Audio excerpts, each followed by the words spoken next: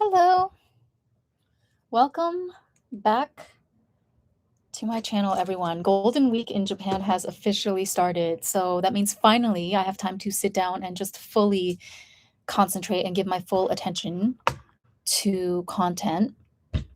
Um, Hold on a second. My camera is flipped and it's really throwing me off. I'm trying to figure out why is it flipped? It usually is always mirrored.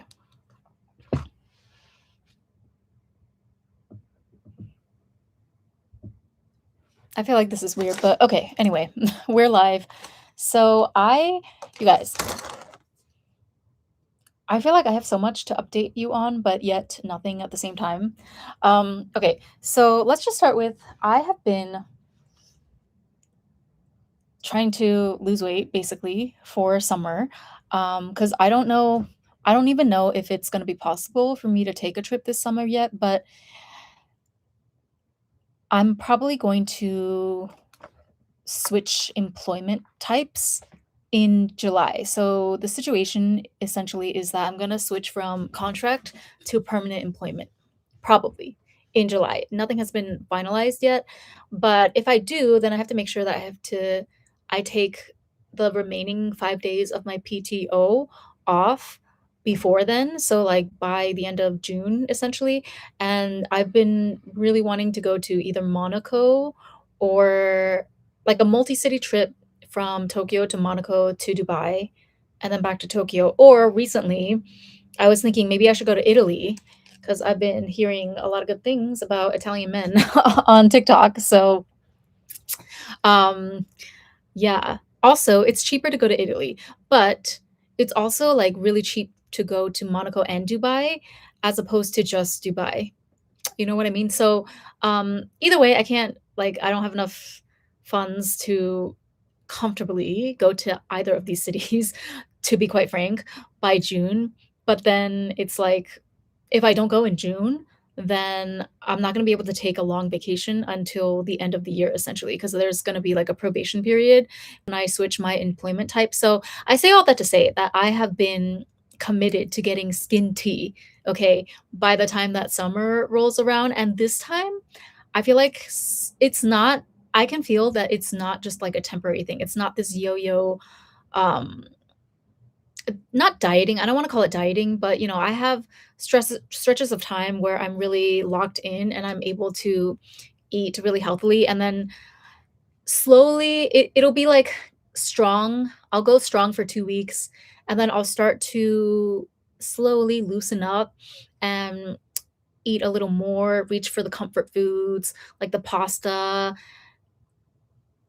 and stuff, carb heavy foods over my usual, salads and lean meats like chicken, protein, etc. So, but this time I feel like something in my identity shifted, and I was trying to pinpoint the other day when did this exactly happen? Because it feels like at first I felt like it kind of came out of nowhere, but then I remember that one day when I was scrolling TikTok, as you do, I found this video of there was this one girl saying that there's a CIA hack for basically infusing water with the energy of or the frequency of like making you lose weight. So it's just there's like this list of CIA hacks. It's just a series of numbers that are supposed to be useful for curing various maladies.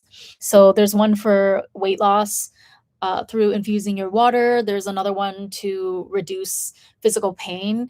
And so, I'm like half woo woo. I'm open to all the woo woo stuff. I don't follow anything religiously, of course, but I'm like open to woo woo things. And then if something happens to work, or if a manifestation that I've been trying to bring to fruition for a while works shortly after I use said woo woo technique, I just like to attribute it to the technique, just for fun, because that's more fun than just explaining everything away with placebo effect, even if that is what it is. I mean, I dabble in a little bit of everything is what I'm trying to say, like astrology, woo woo, manifestation, and I feel like, sometimes science and hard facts for sure.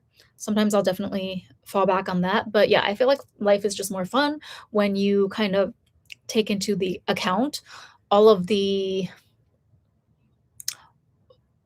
when you take into the account that the fact that humans actually don't really have anywhere near a comprehensive understanding of how the universe or how the fabric of reality works, right? We have a very, very, small understanding. Like, okay, we invented science and mathematics and stuff to help us understand certain phenomena in the universe, but those things, it only but scratches the surface, right? It's probably like less than 1% of the actual workings or mechanics of the entire universe. I don't think that the human brain is even equipped or able to comprehend like the true complexity and wonders of the universe. So yeah, I like to leave room for spirituality and miracles and the unknown, of course. But anyway, so I wrote, I'm trying to, sorry, I was going to pull up the CIA hack for water, just demonstrate to you. I don't have any water with me right now, but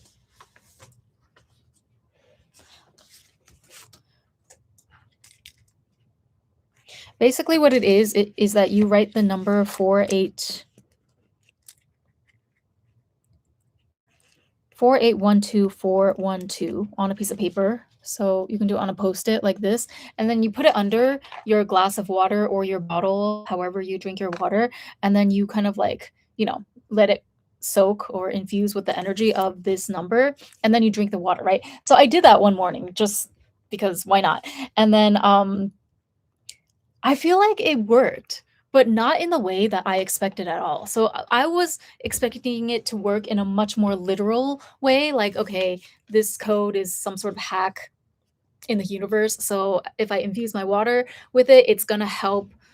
It's gonna be more of a diuretic than usual, right? Like it's gonna help me flush out all the toxins and whatever from my body faster than if I didn't infuse the water. That's how I thought it was gonna work. When when I hear that this is a CIA hack for water to help you lose weight, that's automatically just the immediate image that comes to mind. But I think what actually happened is that it rewired something in my subconscious because it wasn't necessarily that, there wasn't anything special about that glass of water on that particular morning. But from that day forward, I realized that something in my subconscious, without me even having to try, just kind of locked into, okay, from now on, we we're not going to binge anymore. It's not even that, it's not like I decided I'm not going to binge or I'm not going to eat for no reason or like eat empty calories anymore. It's more like I naturally just lost all interest in like superfluous eating. I still love food. I'm a total foodie, don't get me wrong, and I'm very picky about like the quality and the type of food, the type of cuisine that if I am craving something super random or obscure, like I don't know, Sri Lankan curry, which I had literally for lunch today, then I have to have that exact food in order to feel satiated. I won't be happy if I have to settle for just a regular sandwich or something if that's not what I'm actually craving in the moment. So like that part of my food preferences has still remained, but the part of just like I just kind of changed identities from someone who had, I guess, a little bit of food noise to someone who is like, okay, you know what, this is just not the most important thing in the world. Like you can just put, like, you can enjoy food when it's time to eat, but aside from that, you have so much better things to do, your fish to fry, no pun intended, and it's just like not important, right? And so yeah, it's funny because like, well, actually, it's not funny. So the one frustrating thing about this, and I've been going at it for about 2 weeks, right? And you can see. So hold on, let me just flex on you for a minute. Like I'm starting to really get back like my natural hourglass. You see this curve in the side of my waist here, that was a little bit, bloated for the past couple of years. But after kind of just like completely losing all interest in eating more calories than absolute necessary to just for just sustenance purposes, it's starting to really like return back to my um hourglass figure. So yeah, I've been locked in for about 2 weeks. But the one aggravating thing I will admit is that I'm so fucking hungry all the time. Like I stop eating after dinner, right? Before in the past, I used to sometimes like have a bad habit of eating midnight snacks or sometimes even a whole meal later on at night if I felt really hungry. Um, and like that's fine because I don't like. I guess you could say I practice intuitive eating. I don't really like to put any restrictions on myself. In fact, that usually backfires. So that's why I don't even do intermittent fasting anymore. Cause like if I it's just it's a purely psychological thing with me. If I tell myself that I cannot eat until 12 p.m., which is what I would do from time to time, and then I just gave up on it altogether when I realized that it really always backfired in my face. Because if I said that I was going to eat between 12 and 8 p.m., my mind would find a way to self sabotage essentially so that because like I would be so aggravated at the just this feeling like this psychological pressure of being restricted of not being allowed to eat until 12 p.m., right? That's the only thing that I could focus on. So by the time 12 did roll around, or by the time I was in the actual window of time in which I could eat, I would end up overeating, and I would try to it's just like um a way that I personally would always self-sabotage in the past. So I got rid of any sort of time restriction, but, yeah, in the past, I guess, like, for the first quarter of this year, I had a tendency sometimes to fall off track a little bit. I never went back to binging, so I guess, like, it comes in layers, I think, the whole relationship to food journey that I've been on, and so with these past 2 weeks, like, I haven't had a moment where I gave in to cravings or I just, snapped and reverted all the way back to binge eating or something. No, I can feel that that's a complete thing of the past now. Like I will never binge eat again. I don't inhabit that identity anymore of somebody who could lose control like that over food. But I am really like uh kind of struggling. I don't want to say I'm struggling, but the one obstacle that I guess I didn't really foresee is that I do feel pretty hungry all the time. And when I say hungry, like I eat, okay, at least 2 to 3 meals each day. I avoid fatty things like carbs and whatever, but like I eat a good a generous amount of, meat, and I have my girl dinner in front of me right now. This is jamon cured ham, and I just had to have something sweet, so I have these random Haribo gummies. And like this, I wasn't even planning on eating this because it's already almost midnight, and um I ate my last meal. What did I even eat? I forget. See, I don't even remember what I eat anymore these days because I'm so like uninterested in the moment when I'm actually munching. I enjoy the flavors. I enjoy the sensation of eating. That sounds weird, but you know what I mean. Like I enjoyed the whole experience, but like after it's done, I have bigger fish to fry. I've been going really, really hard on my content lately as well, so that's been taking up most of my time. Like basically, what I do is just I work from home most of the time, so I'll put in like my 8 hours at my day job, and then the moment that I get off my day job, I'll just sit there and edit from like 6 p.m. to 12 a.m. and then I go to sleep and wake up the next morning and do it all over again. Um, which is definitely not sustainable for the long term, but yeah, I just wasn't prepared for how hungry I was going to be all the time. But like I realized it's not actually hunger. It's actually I think this is how you're supposed to feel normally. Like you're not actually supposed to feel bloated or slightly sluggish all the time the way that I used to. This is what I realized. Like I think that this is actually a normal state of being. Like being a little bit hungry or just not having your stomach filled to the brim, right? But it feels like hunger to me because I have been used to, the past 3 decades of normally like being overly bloated or just not feeling like, even if I wasn't bloated in terms of like I had just eaten a big meal, I would always feel like, I just have this extra few pounds of stubborn fat that felt uncomfortable to me. And like now that feeling is gone, but instead of what I expected to be a neutral feeling, now it's replaced by this feeling of like, okay, but I'm kind of hungry all the time or most of the time. And so that part's a little bit annoying to deal with, but I think it's normal. Because like I have this intuition that that's how we're actually supposed to feel 90% of the time.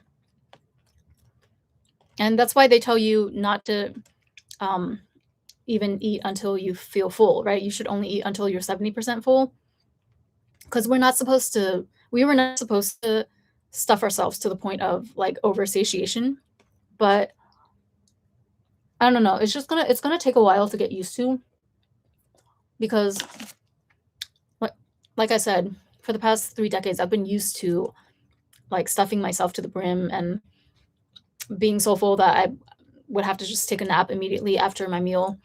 Um, so it's an adjustment, but I can feel that I'm locked in completely this time because it's not taking any willpower necessarily. Like this is my new identity, but that doesn't mean that it's just ideal, um, or that it's just smooth sailing. Like I still have annoying things I have to deal with. Like for example, I do feel hungry. I feel like 50% hungry most of the time now before I go to bed. Um, but then I went to bed 50% hungry enough times now by now to where it's normal to me. Like I don't feel like I'm gonna die or that I'm super upset that I'm not able to get in an extra midnight snack. But then yeah, I just hope that I adjust soon because it's kind of that's the only kind of really annoying part of this journey to rewiring my subconscious around food. But with that being said, I went viral on TikTok. Yes, your girl finally went viral on TikTok. And can I be honest with you? Obviously, I'm very thankful that my message is finally reaching more people, and in particular, more women and girls that I want to help. That was my um, mission all along. But I have to be honest with you, it doesn't really feel like anything, which is a good sign because I take it to mean that, I mean, I've been manifesting, you know, social media. I don't want to say success because I feel like success depends on how you define it, right? So I don't necessarily define social media success as having a lot of followers, but I realized that, okay, so my relationship or like my thought process towards social media has definitely changed and matured throughout the entire time I've been on here, which is coming on to 8 years this year. Yeah, I started doing this seriously when I was 28 and I'm 36 now. So it's been like the better part of a decade trying to make this thing pop off. And along the way, I actually, in the beginning, of course, coupled with the fact that I was also just a lot younger back then, of course, I dreamed like any other creator of, going viral one day and getting hundreds of thousands, millions of followers, and just like being famous and being able to live off of doing what I love, which is creating content. But as the years passed by, as I myself matured in both age and mindset, I realized that my my thought process or like yeah, my idea in general of success on social media completely changed. I'm talking like a complete 180 because I started realizing I also think it has something to do with the changing landscape of social media too. Like not to get super negative or anything, but I don't think social media is as fun as it was back then when I first started like 8 years ago. It's sad to say, but I just don't think it's that fun. I feel like everyone is trying to cash in now. Everyone is trying to create their own brand, and you can't blame them, because like I've been trying to do the same thing for this whole time, so I can't exactly um, point fingers or blame other people for trying to get a piece for trying to get a slice of the pie for themselves, but it's just turned it into it has definitely dampened kind of like the authentic feeling that used to be there in the early days of social media. Now it's all about rage bait or like who can jump on the latest trending topic the quickest to gather all of the initial views the fastest. Um, and even after my TikTok video went viral, so it was this one, sorry. It was the one about humiliation rituals are a tool of the patriarchy to control women, right? And I just think it's so funny because here's the chart. Here's my matrix that started it all. My matrix of beautiful. This is up top here is the spectrum of beautiful to plainness in terms of aesthetics or how women's looks are perceived, and then we go from like soft life on the soft life unapologetic type to the hardworking, long suffering, like performative humbleness spectrum on this axis. And so my whole point in that video, to sum it up, is that no matter where, most women, of course, want to be beautiful, they want to have pretty privilege, and they want to be adored by society, right? Which would be quadrant one is where like the most adored women in society are, both in terms of their both as it pertains to their perceived beauty and desirability, um, as well as their perceived pureness, humility, work ethic, etc., hard work ethic. So my whole point in this video or in that video was that like women, every single woman kind of knows or should know where she falls, which coordinate she falls along this matrix. And every single woman, to a certain extent, they can also control where they land in the matrix, right? Like if you wanted, if you feel like you weren't exactly born winning the genetic lottery, you can take steps to have a physical glow up so that you can move you can kind of shift your own position more from the plain quadrant to the beautiful quadrant.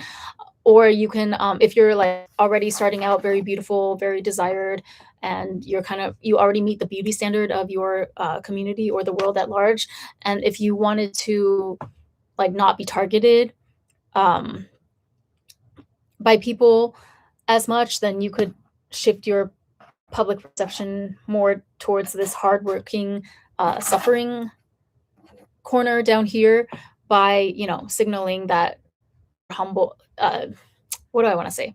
By signaling how humble and how hardworking you are strategically, so that people can perceive you in the way that you want to be perceived, and then you'll be adored the way that you want to be adored. But my whole point is that, like, at the end of the day, it doesn't matter which coordinate you end up on or which quadrant, which part of the matrix you end up in. We're still all trapped in this matrix, which is essentially the patriarchy or this patriarchal society, the forces of this patriarchal society. And so it's not to say that like I don't want to. Some people are making comments about how, oh yeah, that's that no one wins under patriarchy, and I'm like, well, no, I mean, um, that's not what I want you guys to take away from my content. Like I understand the sentiment behind that comment, but my whole goal on this channel is to help women strategize and give you tools. So I want to give you like practically applicable strategies in real life, whether it pertains to networking, social climbing, or like depending on what your goal is, right? Like which coordinate or which quadrant you want to occupy in the matrix, or just like what kind of a life you want for yourself, and what's important to you, how you can live a life of integrity and fulfillment without being while minimizing attacks or scrutiny from the public. Like I like to give realistic applicable strategies along with um, certain frameworks for you to be able to understand how the world operates and how certain certain groups or certain dynamics in different groups operate, so that you can be well armed with knowledge, as well as you possibly can be before you step into any actual situation in the field, so to speak. And of course, it's not possible to cover everything just by theory. So at some point, you are going to have to step out into the field and actually live your life, apply, put these strategies to work, do a bit of trial and error on yourself. Again, everyone's situation is different, everyone's starting point is different, different communities have different idiosyncrasies and different ways that they like to, carry out hazing or humiliation rituals. And so, yeah, that's the point of my channel. Because my my goal is not to overthrow the patriarchy, because I don't believe that I can do that as just one random millennial on the internet. It's I think, and it's also it's more complicated than just, oh, we should just do away with the patriarchy and then replace it with the matriarchy. Like, yes, okay, in a theory, in a vacuum, sure, that works. But you're talking about, you know, this is why I bring up the sad fact that a lot of women still operate fully under the brainwashing of internalized misogyny throughout their whole lives. And actually, a large swath of the female population does not necessarily want to be deprogrammed, because uh, getting deprogrammed is not a walk in the park. It's actually a very painful, very transformative.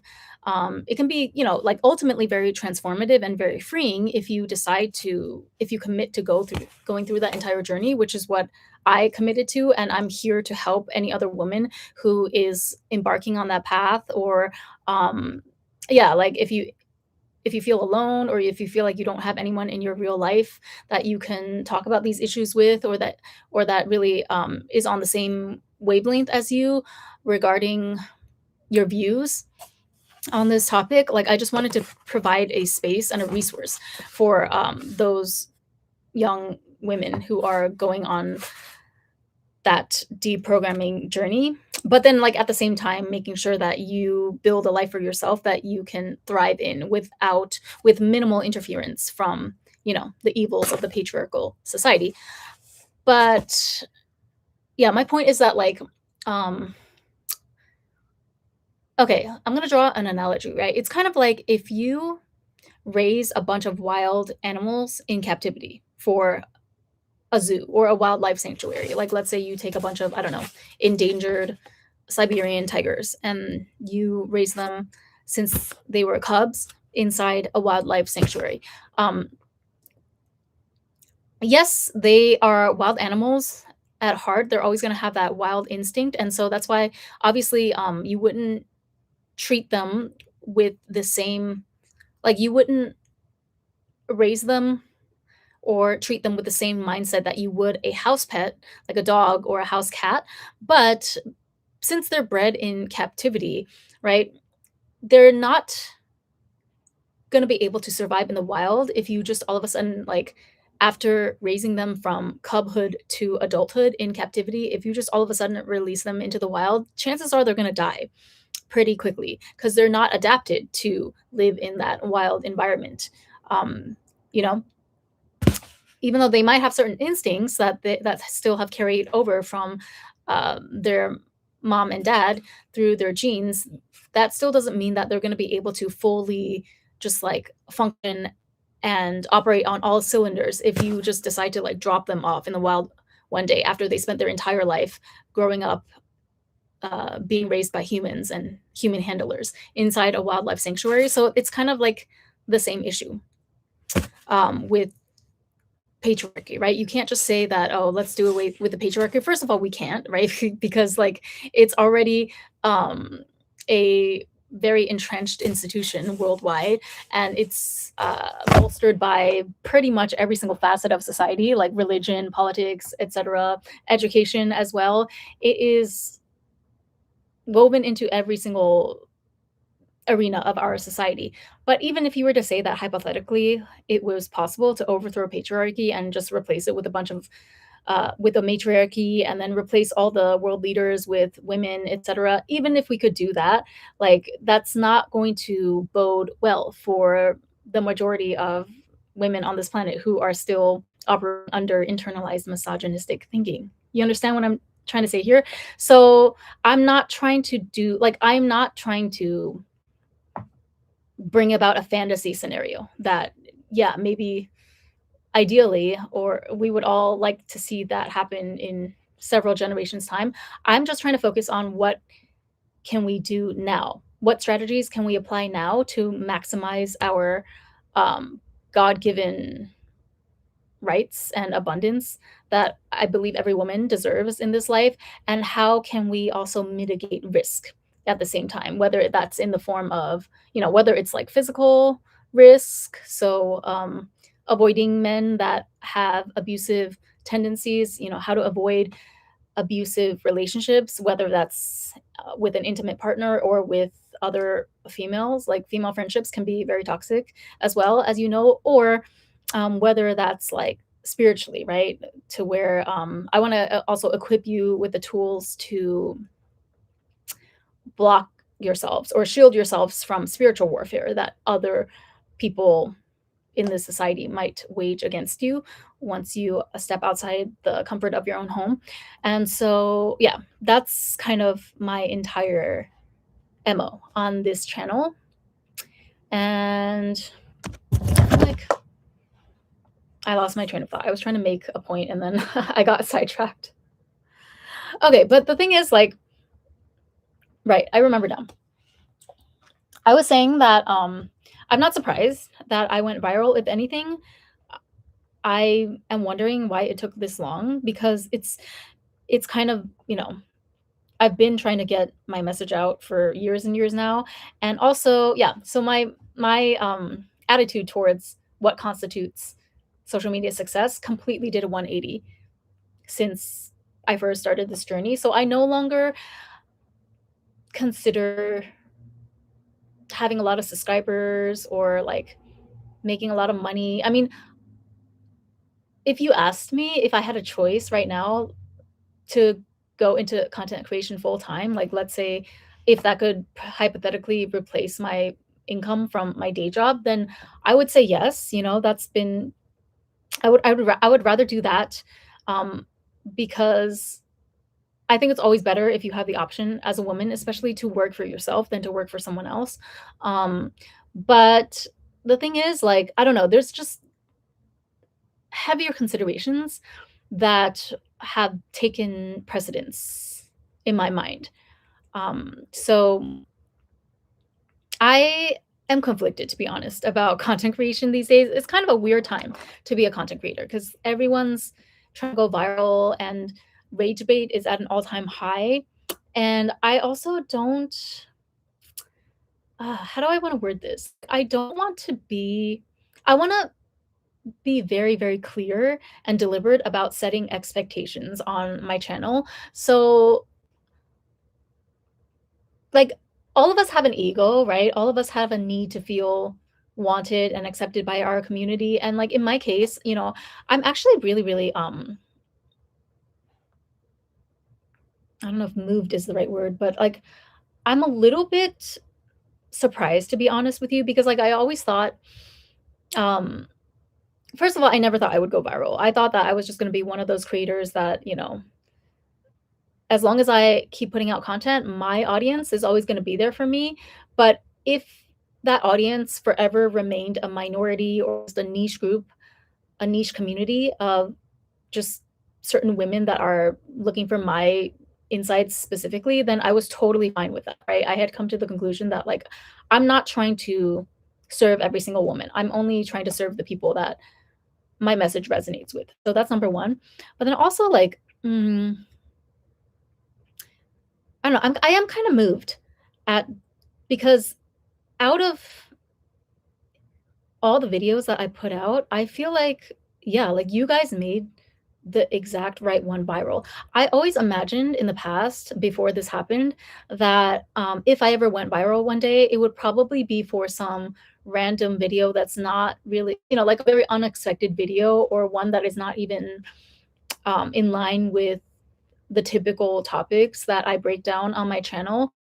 'Cause that's how it happens a lot of the times, right? And at that time, I personally had never gone viral before, so I could only go off of hearsay and anecdotes from other creators that had gone viral. And a lot of times in those cases, they would always say that, oh, it's the video that you least expect, or it's the video that was completely like unscripted and it was completely impromptu. But for me, I feel like it was the complete opposite. Like if I were to pick any video out of my entire library that would go viral, I would think that, or that should go viral, I would have picked this exact video. The humiliation rituals are a tool of the patriarchy.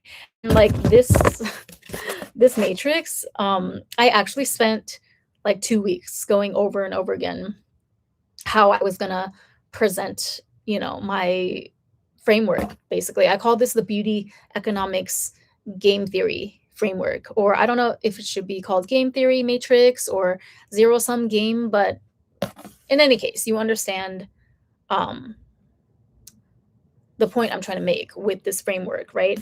And so, yeah, like for me, it wasn't the video or the topic that was unexpected or just off the cuff. Like this is exactly I don't think I think this video I prepared for more than any other topic that I ever did on my channel. And like even now I'm still editing the raw footage from that live so that I can upload the entire long form deep dive into this subject later on, hopefully by tomorrow. But it's the longest that I've ever like spent even editing a single video. So, and like also a lot of the comments that I've been getting are so specific and they ring so they're like reflecting to me exactly what I hoped to accomplish and what kind of message I hope to get across to women. So that's kind of making me feel like, wow, um,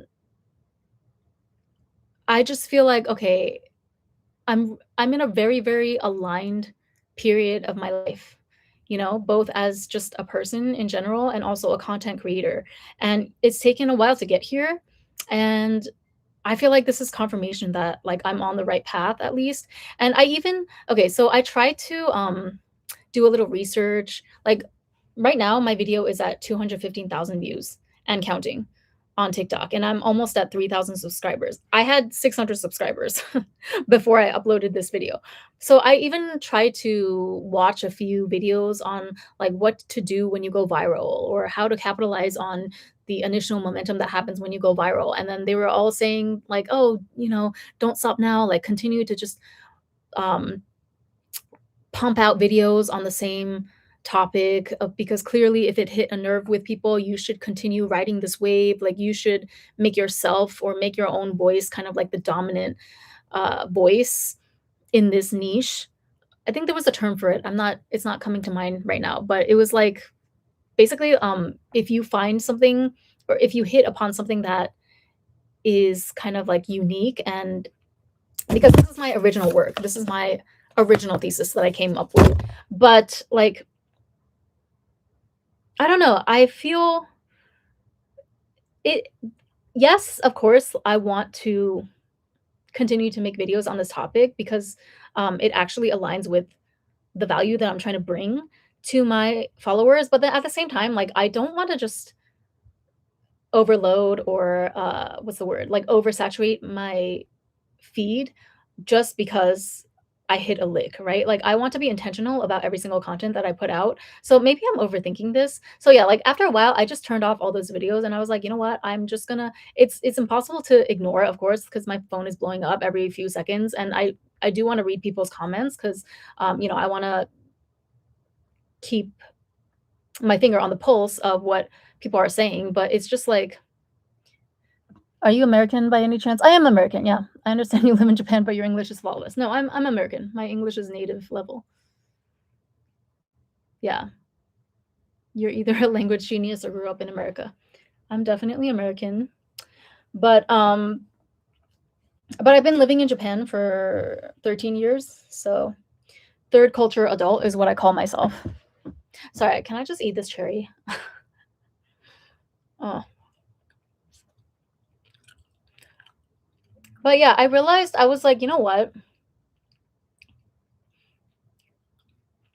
Do I want to capitalize on this momentum? Yes. And I'll do my best, because it's good timing.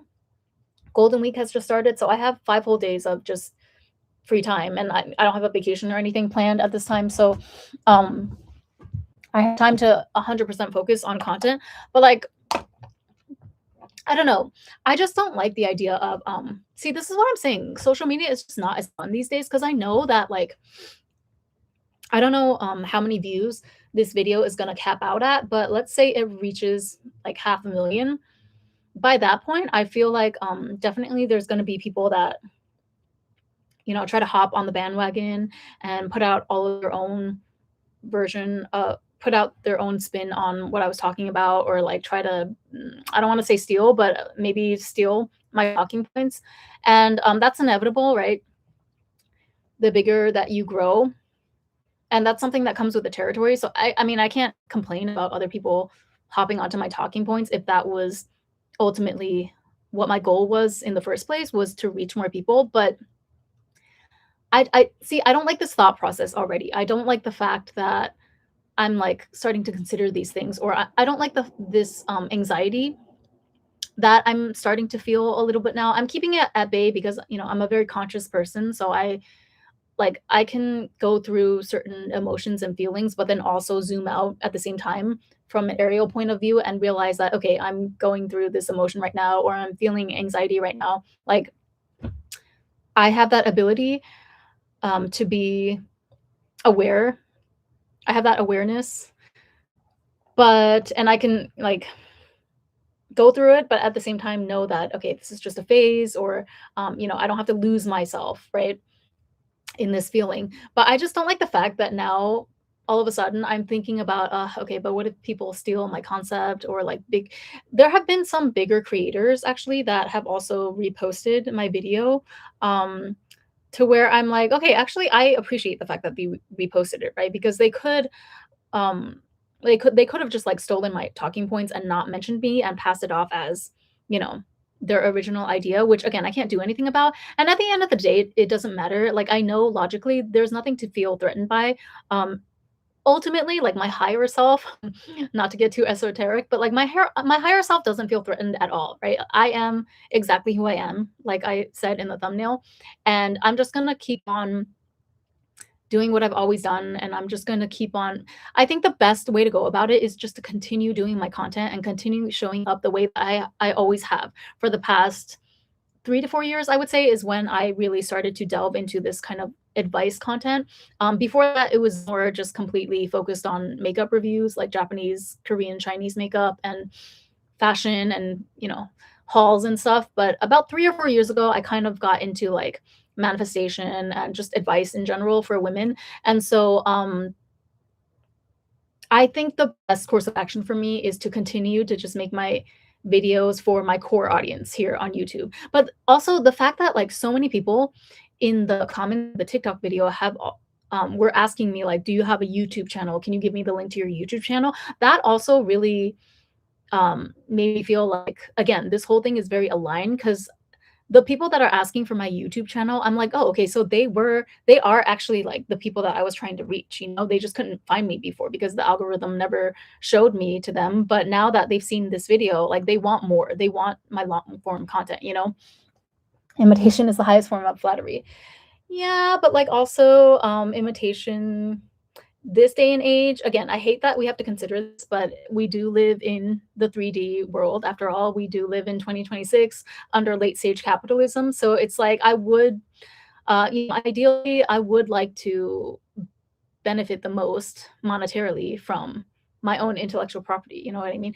Watch, I'm saying all this, and then watch me never get a viral video again, or like watch everyone just forget about me. That could very well be possible, and at that point I guess again nothing would change for me. But yeah, let me go through some of the comments because I really feel like okay, it's just it just made me kind of speechless because the reaction that I've been getting, like there's some, weird comments here and there, of course, that's to be expected, but for the most part, like, people are saying things that are extremely validating, for lack of a better word, to like, it's there it's pro sorry.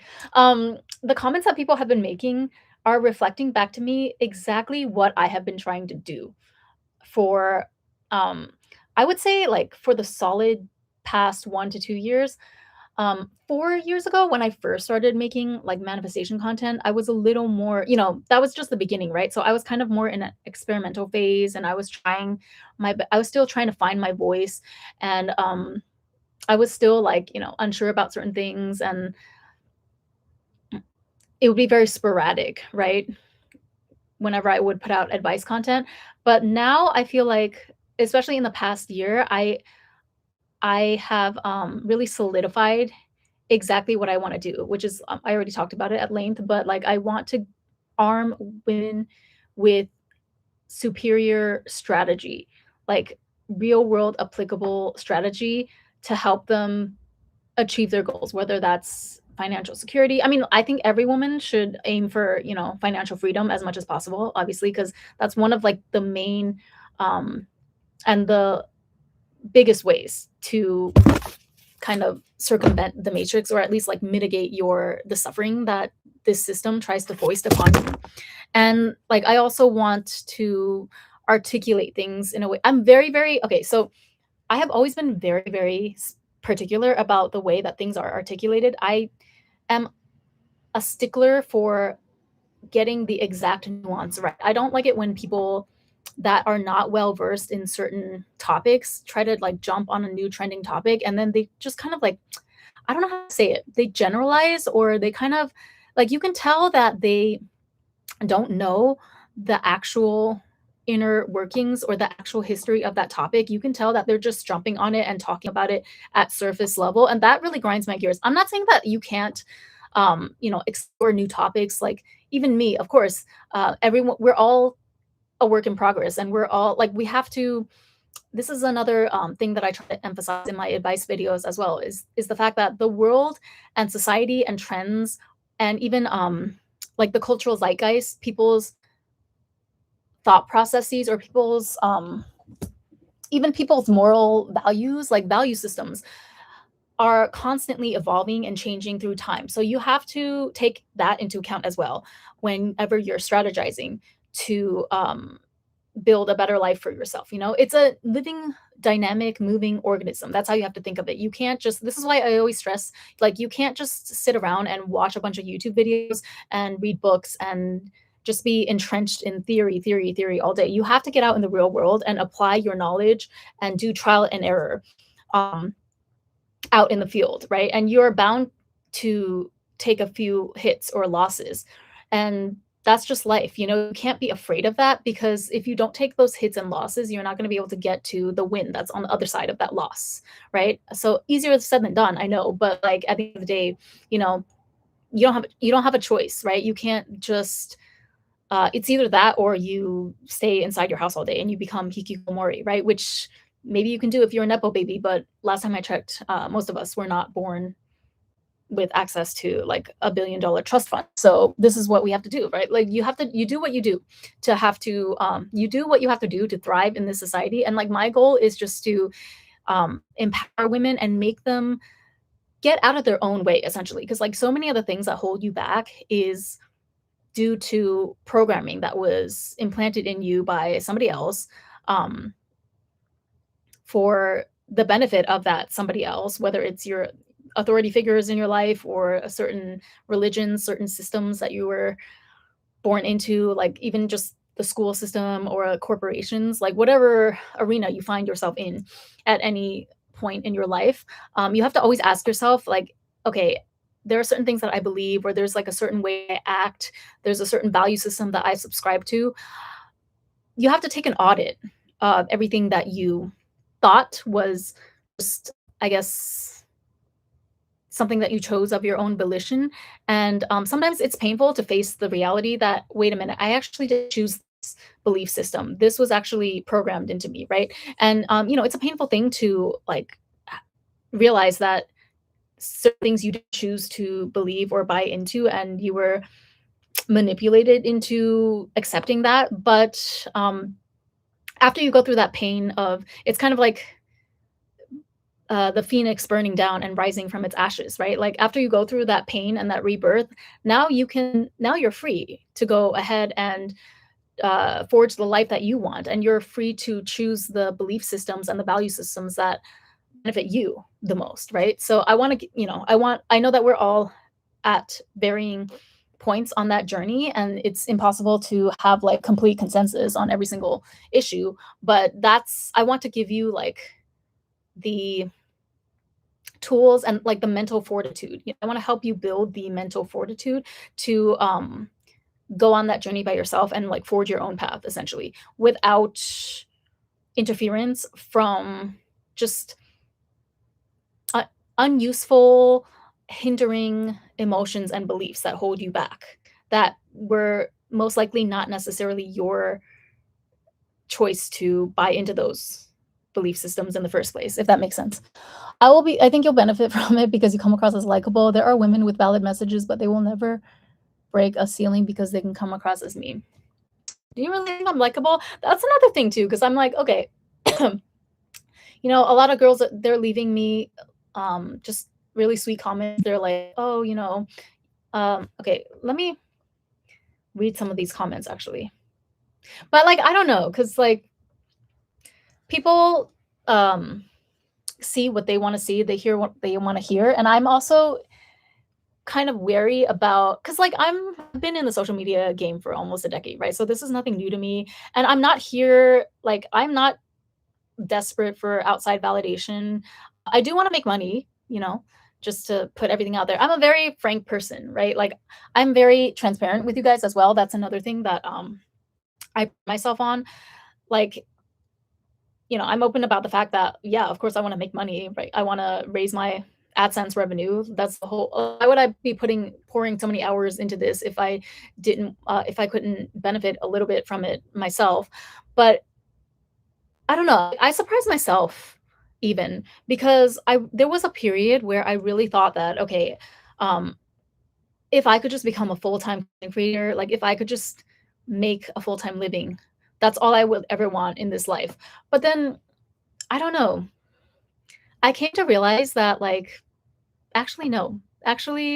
Um actually I'm picky about the way I make my money, because like let's say I do that thing that I mentioned in the TikTok video, to where a different TikTok video, but like talk about how certain people, like the MJ Gray situation, for example, she got married.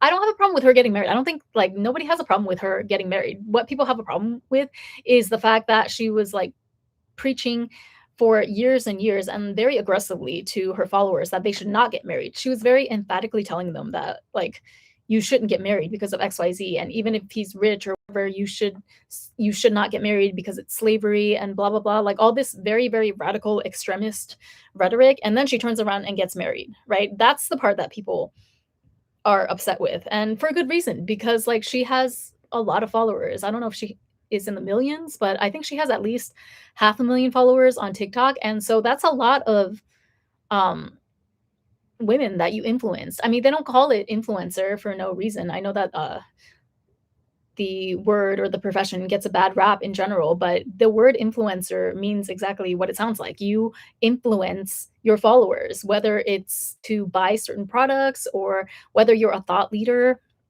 and you influence them to think in a certain way or adopt a certain value system. Like you can't just spend several years influencing half a million women to villainize men and reject marriage. Like people literally said no to proposals because of her, and it's not to say that she's 100% responsible for people's missed chances at having potentially a fruitful marriage with someone. Chances are, if you said no to a marriage proposal because of what an influencer that you never met online said, then chances are there were other problems in your relationship to begin with.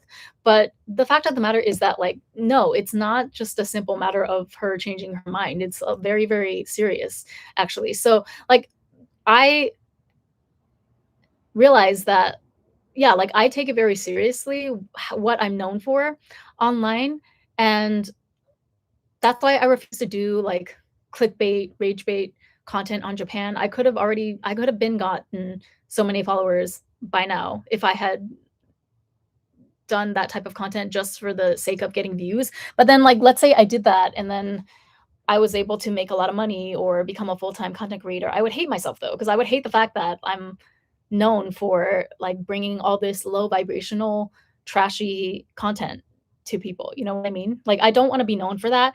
And I don't think any amount of money is worth that, especially because I have a day job anyway. So, um, you know, I have a way to sustain myself. Is it my ideal scenario? No, but it's also not my ideal scenario to be a millionaire content creator that makes content that I cannot be proud of at the end of the day, you know, before I go to sleep.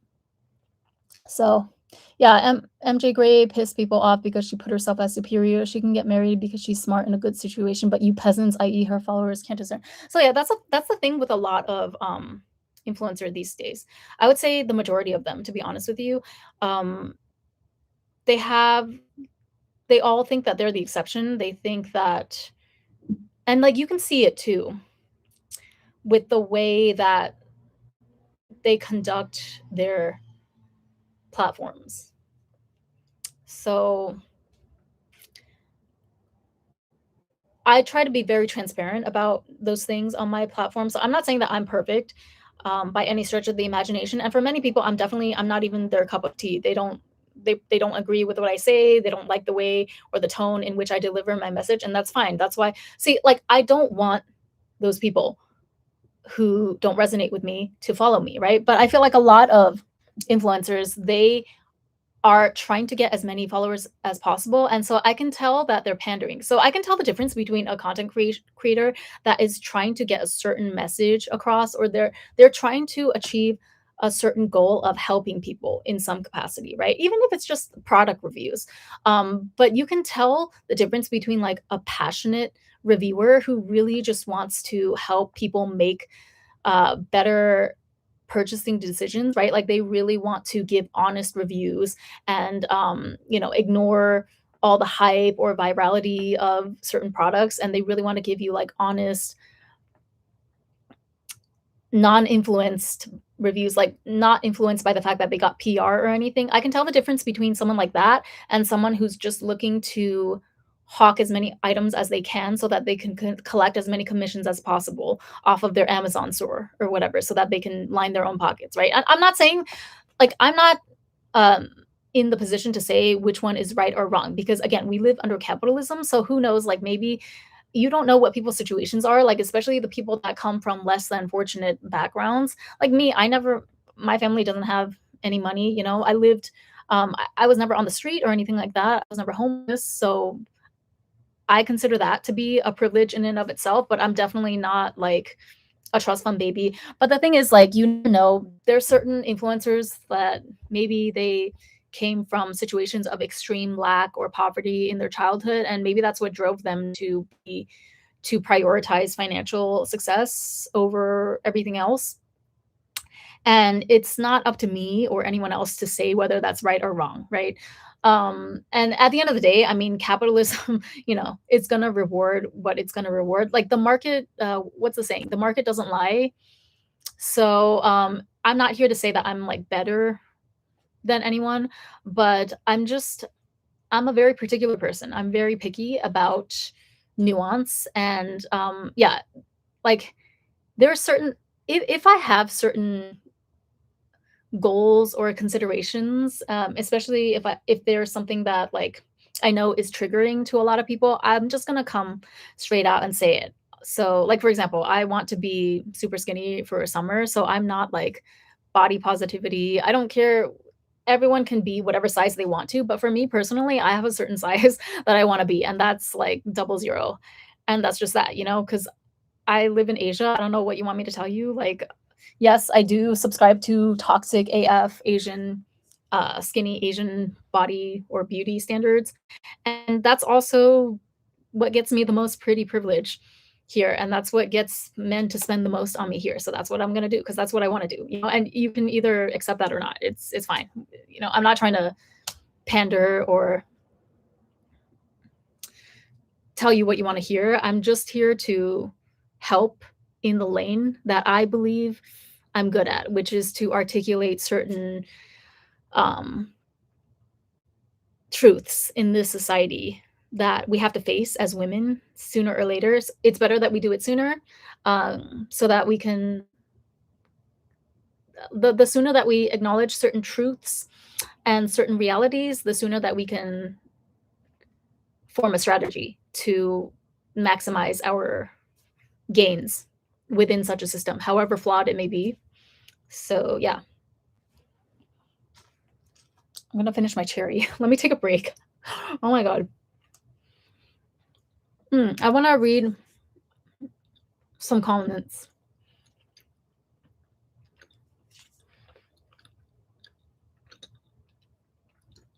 from my video. This is a big moment. I feel like, I should let myself enjoy this moment a little bit. So, like, these comments are really what make me proud of what I've been doing this whole time.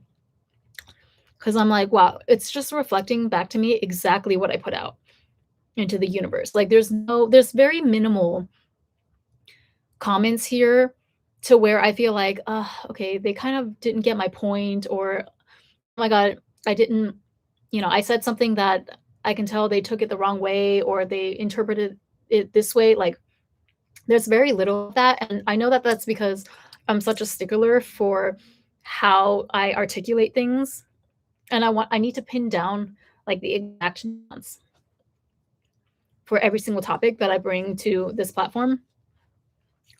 So I take this as proof that like I've succeeded pretty well in that sense. So yeah, I'm just gonna read. There's 431 comments right now. Okay. So someone said,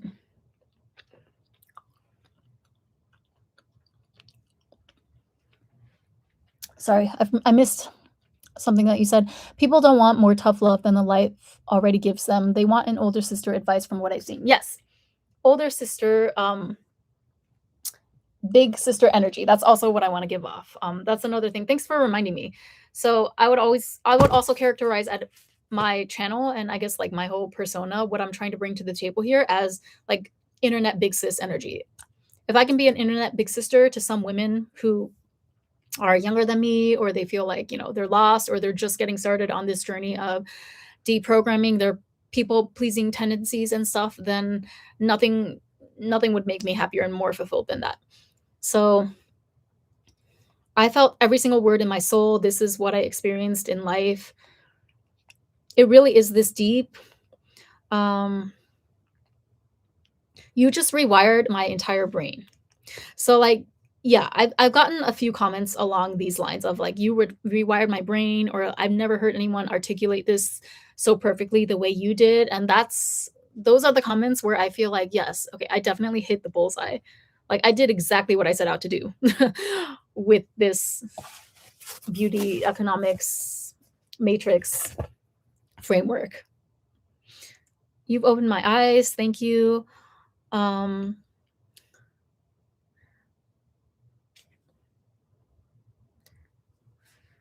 This is literally so smart. You spoke my thoughts into words.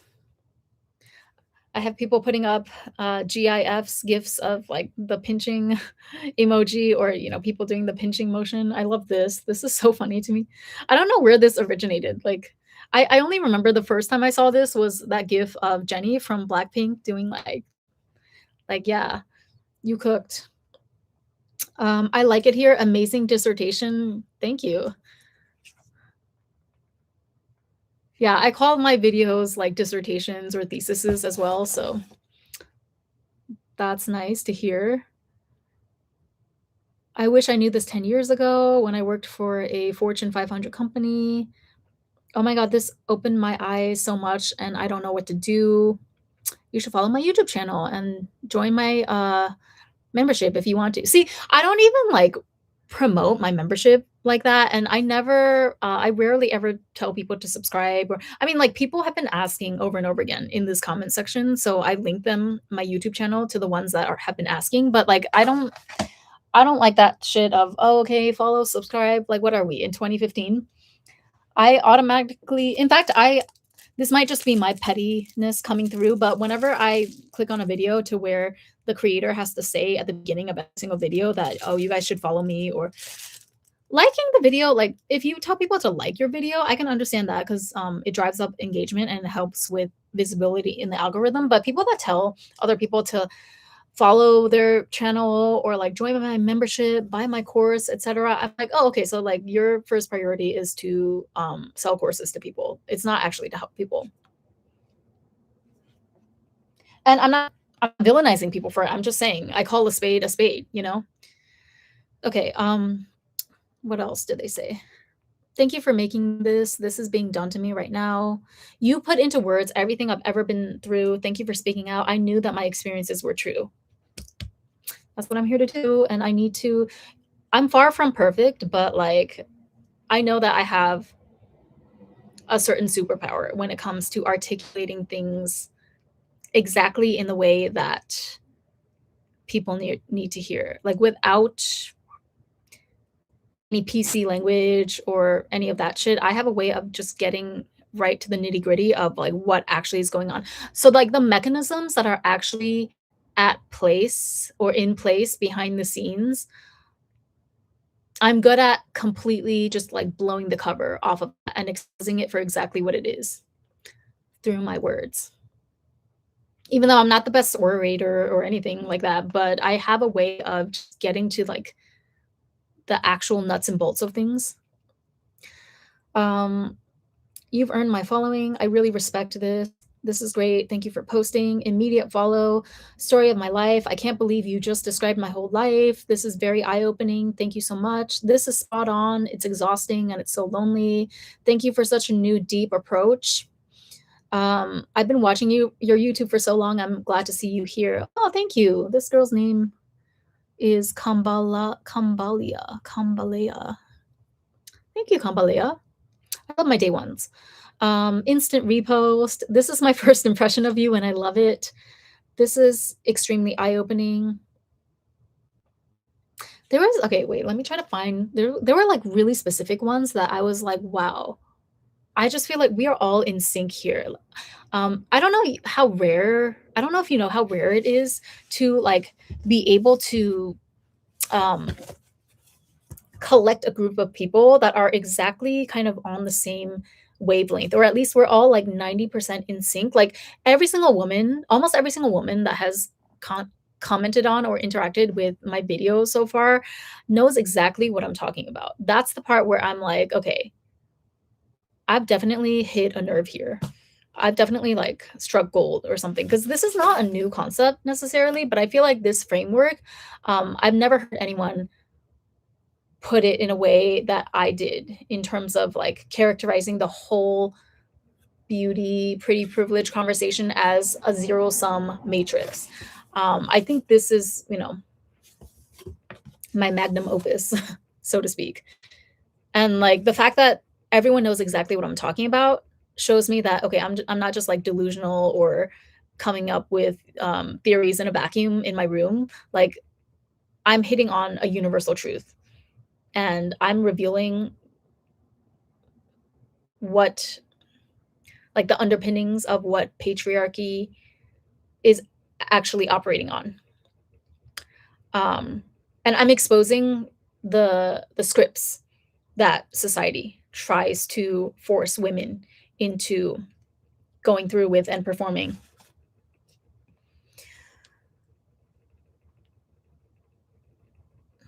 I've been trying to find out how to put them into words for years. Thank you so much. You are so smart. I needed to hear this. Wait, let me order it from newest to oldest. Maybe that's. I'm trying to find this one comment that I was like, wow, this girl shared like her specific experience.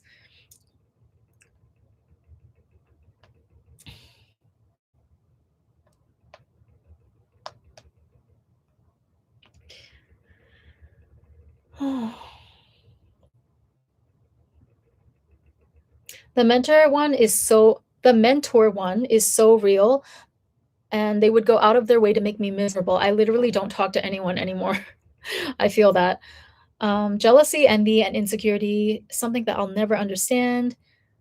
Oh my god, this is so real. I grew up in Eastern Europe, and being a female who has a bunch of tattoos and is masculine presenting, I literally had to fight tooth and nail to have some kind of respect when people talk to me.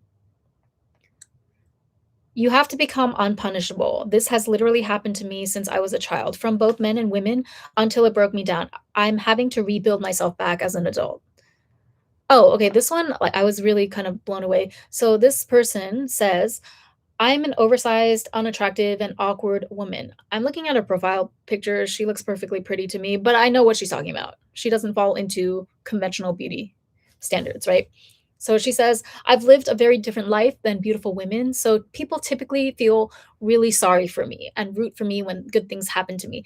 I have felt so sorry for myself all these years because of how I look. TikTok has shown me that my huge, weird body came with its own kind of privilege. My humiliation was built in from the start, so people don't feel the need to add to it. Thank you for sharing your story and pointing out that an invisible labor that many women experience. So this exactly can be explained. This scenario, and I'm sure countless other ones, can be totally explained and encompassed in like my matrix framework or analogy, whatever you want to call it. The fact that if you're here on the spectrum, right? Like if you lean more towards the plane or the I think I need to add something here. So in plane slash unthreatening beauty, right? So this is beautiful, but in a more threatening or seductive way, and then plain, or you could there's plenty of people that are beautiful, but they don't necessarily have sex appeal, and so they're not considered threatening in society. So yeah, like the more that you fall on this end of the spectrum, the plain end, the more that you have like you're protected in a way from people trying to humiliate you and bring you down. Because even though like yes, you might have to deal with the fact that okay, um, if you don't feel attractive, that's a different kind of pain to deal with, but at least you're not going to be like as bright of a target or like as sore of a target as the people in the beautiful quadrants are. Does that make sense? So the way that she put it here, I think it was perfect. She said that her punishment was built in from the beginning because she never fit into conventional beauty standards in the first place. So because of that, people had more sympathy for her or empathy because they felt like, okay, well, she's not beautiful, so now we don't need to tear her down. We don't have that bloodlust inside of us to tear down someone who's just like plain and going about her life. So she said that like I think this is very, very self introspective of her as well. The fact that she was able to articulate that she understands that in a way she was protected by her plainness, right? What else did you say? My cousin used to be beautiful and unapologetic and was hated. She got married, gained 20 kilos after children, moved from Jezebel to plain, and now even though she's fully provided for, people like her. Yeah. And there's women that do this on purpose too, you know? Like I mean, do what you want, but like n- I hate to see a woman dim her light just to um be accepted by people whose opinions don't matter anyway. But like I understand again, this is exactly what I was talking about this whole time. The danger um in being too visible, like being too pretty and too tempting. You kick up very strong emotions in people, right? So the unfortunate part is that like you can't tell whether or not the person is going to be mentally stable or not, or like if it's a secure person that's already worked through all of their demons and their wounds, and you know, they've already done shadow work and all of that, then they're not going to be affected by your beauty, right? Or like they're not going to feel any negative connotation with it. They might just healthily admire it. But the problem is that most people in this world are unhealed. And so if you hit upon their insecurity in any type of way, the problem is that you never know what necessarily could trigger somebody, right? So The more beautiful, the more you're perceived as the beauty standard or like the sex symbol in society, the larger of a chance that you have at triggering just like randos on the street, to put it bluntly. And so you have to be careful, right? Because now you're a target and you have to protect yourself. So I think the best way, definitely number one on my list, is always going to be finding a way to get fu money, right? Or at least, because again, we all start at different starting points depending on your background or your family's wealth and connections and all of that. At the very least, make sure that you are able to provide for yourself like independently, right? So you want to make sure that you're, how do I want to put this, like if you get money from men, if you want to go the sugar baby or the S work route or whatever, I support all women in those fields as well. But the thing is, don't put all your eggs in one basket, because that could easily backfire and it could put you in a bind really quickly. So it's better to kind of like diversify your portfolio, right? Maybe you have a part-time job on the side while you're collecting money from your sugar daddy. So in the event that your sugar daddy decides to up and leave or he doesn't want to support you anymore, at least you have your job to fall back on, right? And even if it's like not covering all of your bills, it will give you enough time, enough leeway to find a better opportunity or stuff like that. So definitely like financial freedom, I think is number one.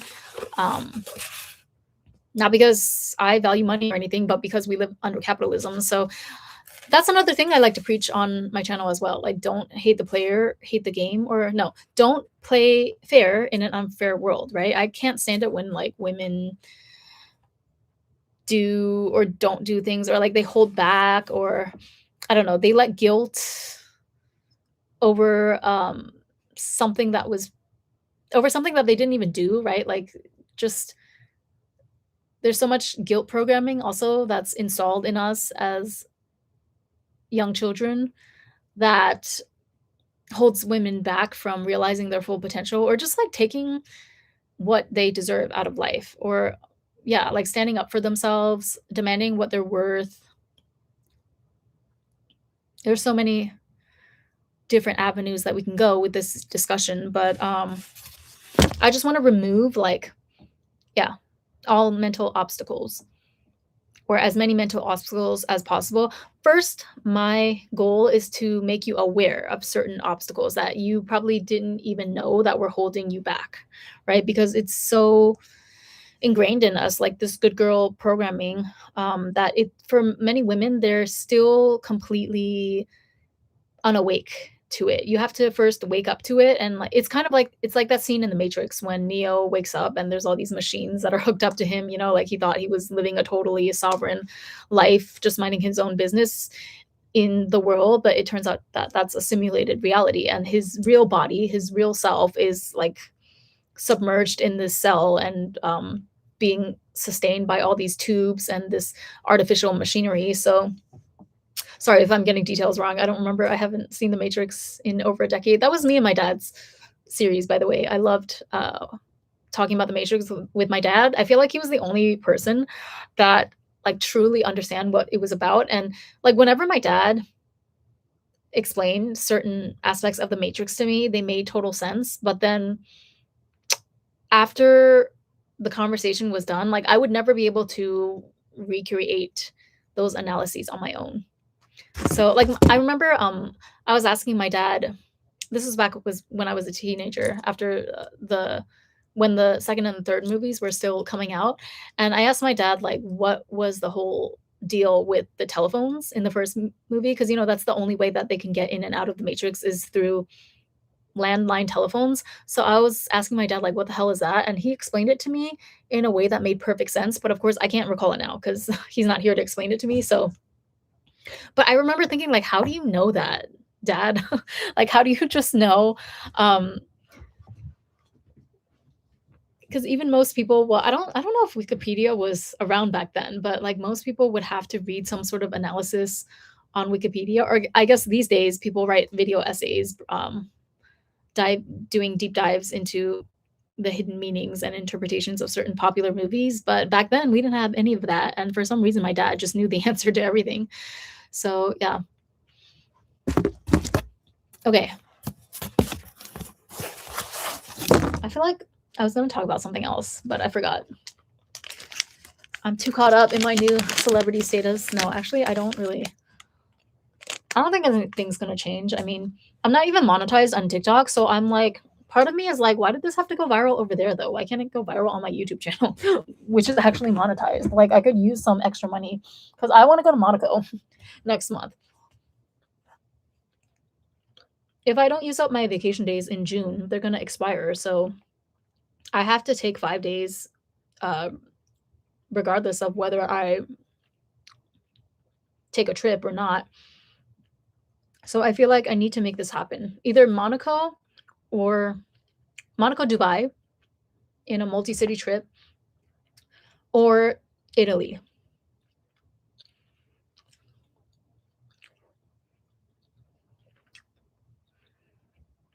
Ah.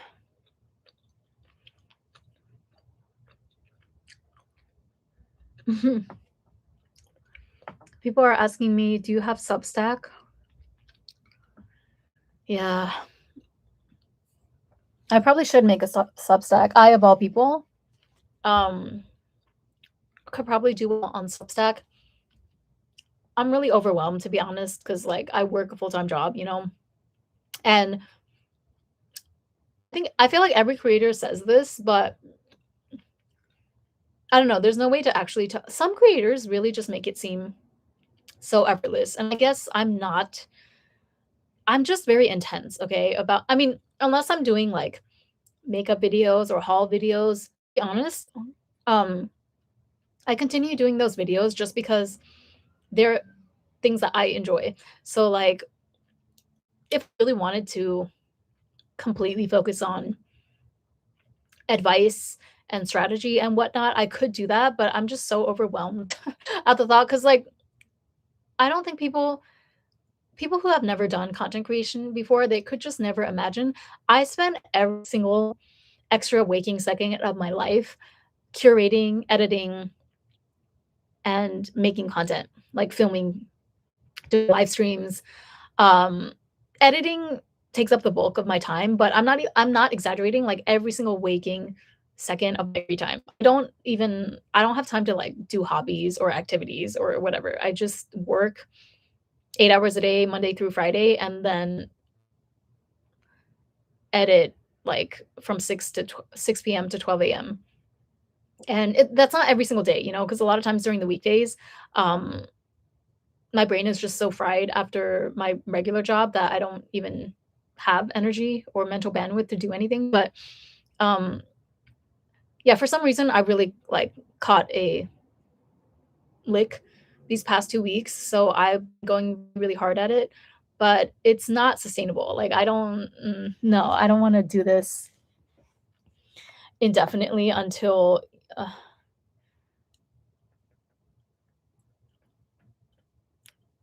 until I reach 100,000 subscribers or something. Like, I don't even have that as a goal anymore. I don't know. I have to, you know what? I need to get my thoughts together. I need to get it together and like figure out exactly what my mission is. Um, I already discussed a little bit today what I think my value add is to just the entire, feminism, female strategy. I like to think of my content as female strategy, right? Because feminism has kind of a different everyone has a different interpretation of what that word means. So I don't even want to open that can of worms, but I just want to focus on strategy and like articulating things in a way that, what I want to do. Okay, so I want to remove there's a certain level of, I feel like, gaslighting or whitewashing. I don't know exactly what to call it, but in the ways that general media or even just like most influencers talk about certain issues, there's a certain level of gaslighting in there that really, really grinds my gears that I try to remove all trace of in my content. And I feel like my day ones totally understand exactly what I mean by that phrase. And I'm getting a lot of reactions kind of confirming that that's what I've succeeded in doing through the comments to this video, because people are saying like, "Oh, you hit the nail on the head. You articulated it exactly in the way that, like, I never heard anyone articulate it like this before. I've been trying to find the words to describe this my entire life, but I've never been able to say it." Like, those kind of comments are reflecting to me, or like validating to me that, okay, yes, you're succeeding at your assignment, girl. Like, you are exactly who you think you are. But the thing is, like, I'm not, uh, like, it takes a lot out of me. And I don't know, I don't want certain people to derail the conversation either, because I feel like that's also what you have to be very wary of. Um, the bigger that your platform grows, the more subscribers that you get, like, you're gonna get more trolls, you're gonna get more people trying to derail the conversation, or like, it's already happening now, there's like, a lot of okay, so something that happens on my channel even without this viral video is that guys will come in sometimes from time to time. Usually I block them all. I think I've blocked like 95% of them by now, so it's gotten fewer and fewer um in recent days, but guys will come in and like try to insert their 2 cents, or try to talk about, "Oh yeah, but men also have to go through XYZ struggles in life." And it's like, bitch, this channel is not for men, and the topic was not about men. So no, you're not going to insert your little mansplanation blurb into my comment section just because you want to get my attention. So I block all of those, but there's going to be a point, like, I don't expect my YouTube channel to blow up necessarily, but if I get like, I don't know, above a certain threshold of followers than I can mentally handle right now, I have to be careful about like not letting that affect me. Although usually, I mean, I could just continue what I've always done, which is block people that are stupid or try to derail the conversation. I block most men unless, there's like one or two that are okay, but most of them just come in to try to mansplain, or they try to like hijack the conversation, or they latch onto like one thing that I said without context, and like try to give all these examples to argue against that point. I think there's a term for that. I'm blanking on what it is, but I don't like it. Like, I don't like it when people do that, or like when they take a short 10-second clip out of context, and they're like, "Oh my god, Ren thinks that like all men should suffer," and it's like, no, I'm saying that men should suffer the consequences of what their actions are, right? But they only take that part that I said where all men should suffer, and I feel like certain factions of the internet, like the manosphere, is infamous for doing that. See, again, the I feel like men have ruined social media. Like, not I'm not a man hater or anything. I'm not like 4B, but on the internet in particular though, I do feel like they are especially annoying. They're kind of like a cancer. Most of the male creators. Like, why are you on social media in the first place as a man? Why don't you go out in the real world and make money? Because it was made for you in the first place, wasn't it? So why can't you go out there and make money? They are bitter. Yeah, but like, yeah, they have a presence though. That's the thing. And they're not going anywhere. So so far I've done a really good job of like keeping my channel far, far away from that corner of the internet. But inevitably, the bigger that I grow, if I grow bigger, people are going to launch more energetic attacks at me from all sides. I mean, just look at Shira. Look at what she has to deal with all day. But she's a pro, right? So I don't know. Well, anyway, that's why I have my membership. So I only have 4 members in my membership now. It's kind of our own little secret club, but definitely the more personal stories that I share, or because I like to really use my own personal experiences to, and I like to glean whatever lessons out of those to arm my followers with more information, or warn them about certain things that there's no way that any like hypothetical theory scenario could prepare them for, right? But I also like to maintain a certain level of privacy, so it's definitely going to have to um it's definitely going to be a consideration that I need to think long and hard about in the coming days. My membership entails just more like personal anecdotes. So it's still the same style of advice or like deep dives about certain issues, but I just talk about more personal things. Like, for example, I talk about certain experiences that I had in Dubai. I'm not an escort. Okay, guys, if I could like have relations, intimate relations with someone without catching feelings, yeah, I would have been doing high-end escorting, okay? Please. Like, I need my money, but I can't do that. So, you know, people who think that everyone that goes to Dubai is just automatically there doing S work, I mean, say that to the ticket agent at the gate whenever I present them with my business, no, not business class. Oh my god, what's the name? The regular class, coach class tickets. Yeah, I don't think I would be flying coach to Dubai if I was doing that type of work, but in a different lifetime, I would have definitely been, like, in the nightlife industry, but alas, in this lifetime, I have a regular corporate job, in fashion, and I do pole dancing as a hobby, but I actually like, I would be open to doing it as a side hustle, but the thing is, it's actually really, really hard, and especially in Japan, you have to have some level of actual skill, and so to me, that kind of, like, defeats the purpose 'cause, I'm looking for quick, fast, easy money. When it comes to dealing with men, like, the whole point is that it's supposed to be easy, and they're supposed to just hand it to you. But here in Japan, it's a whole business, like the whole nightlife industry. They call it Mizushobai. So all the hostess clubs and the uh, pole dancing gentlemen's clubs and stuff, you actually have to like have a very high level of customer service, etiquette, and stuff. And I'm just not even about that life. So I just want. I'm more of the like.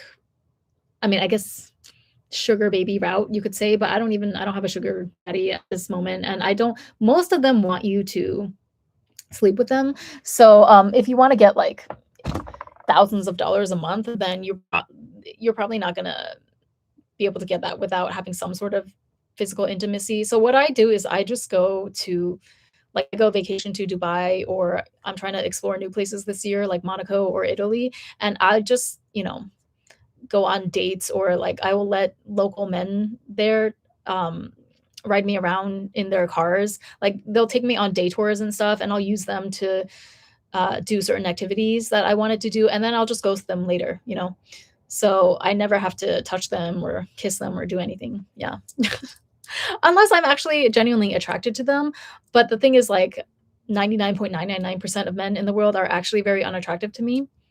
But I'm not for B though. Like once in a while, usually once I average about like once every 10 years, I genuinely am mutually attracted to a guy. I actually am attracted back to him. But yeah, most of them I just use for my own benefit and gain, which is all women should do. But the thing is, okay, you have to be smart and you have to be finesse. You have to have some finesse about you when you do that. You can't just like walk into these situations blind.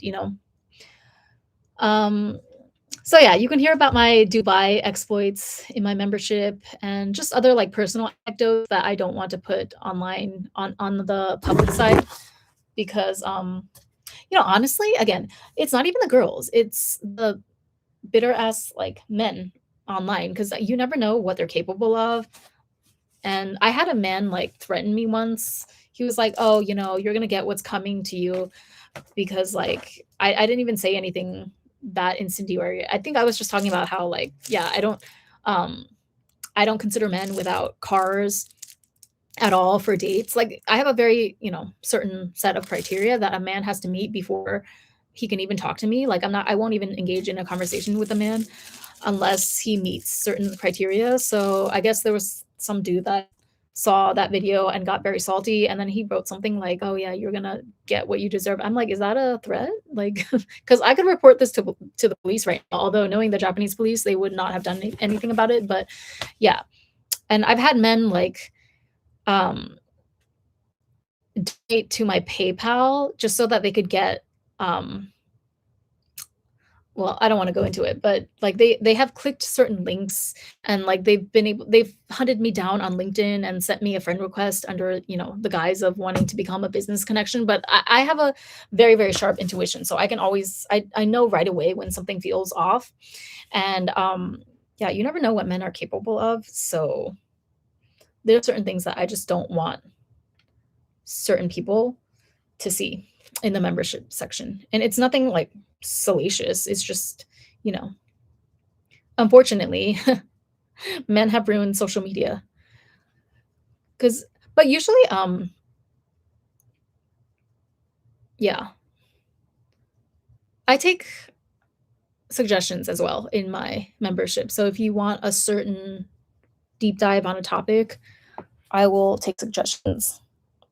But I also, like, I don't like to talk out of my ass either, so I don't like to I'm not gonna come on here and pretend that I know something about an area which I'm not familiar with, unlike some creators that, again, their goal is just to gain as many followers and as many, acolytes, so to speak, as possible, so they'll say and do whatever they have to in order to ingratiate themselves with their audience. I don't like that style. I feel like it's disingenuous and, like, you're basically trying to create a cult at that point, and, my MO is not to try to create a cult.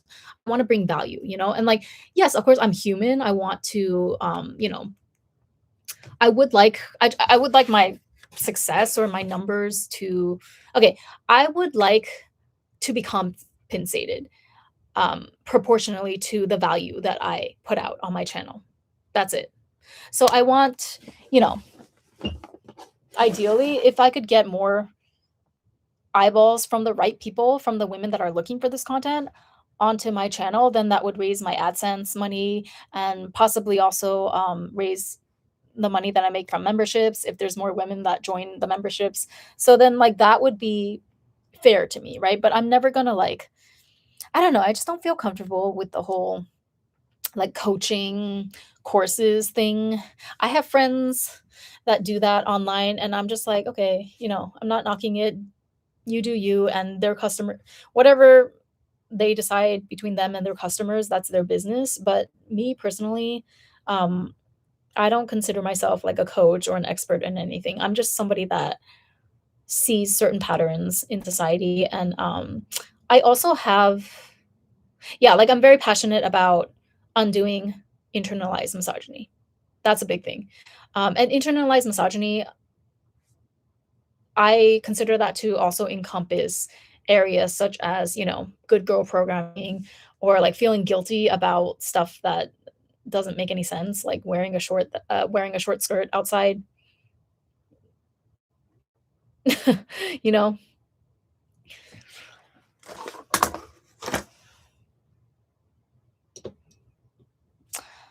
I'm hungry, you guys. I keep looking around for more food, but I finished my girl dinner already.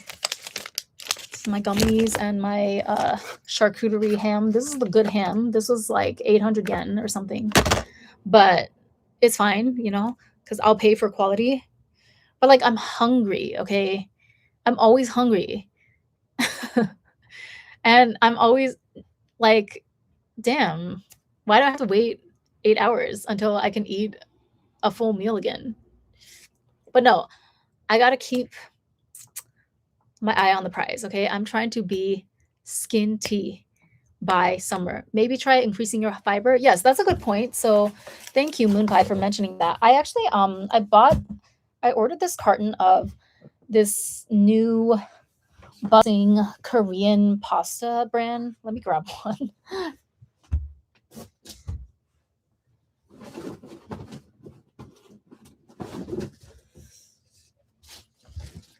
I don't know if you guys have heard of this brand. It's called Tango Pasta. It's really, really good actually for, like, instant pasta. Only this flavor though. I heard the other flavors are not that great, but this is the mushroom cream flavor, and this one This one is supposed to have a lot of fiber. Oh wait, no, this one has protein, 16 grams of protein. Is that does that also fill you up? Yeah, and I have to actually eat more fiber. Yeah. But like what could I eat?